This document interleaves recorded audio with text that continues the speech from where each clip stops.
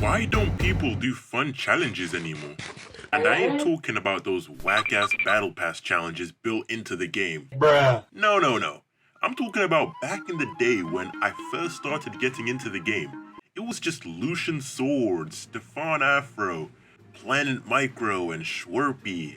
Reverse 3-stock, SIGs only, no jumping challenge, off-stage only fights/kills. Sure, some of those challenges sound more torturous and agonizing to the point where it will Tear your soul apart. but they all had one thing in common. Creativity. These days, it's just play free-for-all or get axe KOs like, bruh. Why would I want to play against Ulgrims and Teros, all the time? They already have so many crossovers. How much more publicity do they need? You know what? How about I create a challenge, huh? How about that? Yeah, let's create no lance and greatsword for a month, huh? Oh, great heavens! Yeah, how about that? 1 month. 1 month! No greatsword or rocket lads. That's your challenge, people. Let's see how long you last. Okay, so in all seriousness, the main issue is probably the fact that we need more of these casual players game modes in the regular queues. I don't know how much that would cost, but probably worth it in the long run. I mean, 2s is already the most fun game mode, and once you golds get to my level, experimental is basically the same as ranked. Anyway, which is why you'll always see my ass in friendly 2s, by the way. But I do understand, and I am very aware that the game is very limited in what it can and cannot do.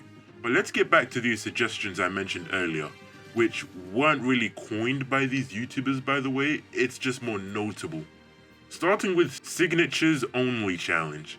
Okay, I can see why this one started becoming popular over time. This one is my bad, but hey, if you're on PC, just change your clan name to the challenge and there you go. People won't rage at you in endgame chat about why you're such a spammer and blah blah blah blah blah. Even though I have a previous video discussing this topic already. It's always gonna be a fun challenge, just not for your opponent. No jumping challenge. Pretty simple to just don't jump and beat your opponent. I believe Egg Soup actually did this challenge not too long ago, and I would be right. Did kinda cheat a bit in my opinion, but it's not for me to say. It's not like I'm monitoring or anything, but regardless, this one isn't the most fun to do, so I kinda get it. Reverse 3-stock. This I think kinda just depends on who you are as a person. And what I mean by that is how tolerant you are to stress and keeping your cool. If you realize, hey, I lost, but I was doing arguably the hardest challenge possible in the game, and looking back, I wouldn't say this one is the most fun, but definitely ideal. I mean, I wouldn't want to jump off, kill myself 2 stocks in, and then lose to a flippin' Ogrim player, like, bruh. And finally, off-stage only fights. Okay, this one is definitely fun. Well, I guess times have changed because the devs really hated this one, or at least not intentionally. See, the developers balanced the game based off of the highest level play, and it was around this time people found passiveness at the highest level more and more common and consistent. Gee, I wonder why. Anyways, they did their best obviously, but the best that they could do was nerf off stage instead of making stages more smaller so people can't run for the hills when they get hit once.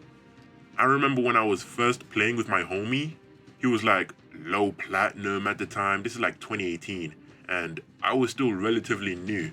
I legit just barely hit gold for the first time. We did off stage only, and of course he picked that geezer. I just picked Caspian. Because gauntlets, katars, yeah. So this is one that is only doable with friends in custom matches because I forgot to mention, but in regular matches, your opponent cares about winning. So their passive ass is just going to edge guard you till you get 1 million exclamation marks if they have to. And that, as they say, is that.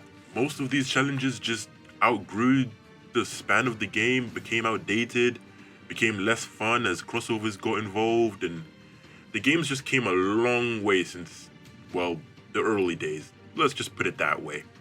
So I hope you learned something, and I hope you enjoyed, and I hope you become more optimistic about your Brawlhalla games in future.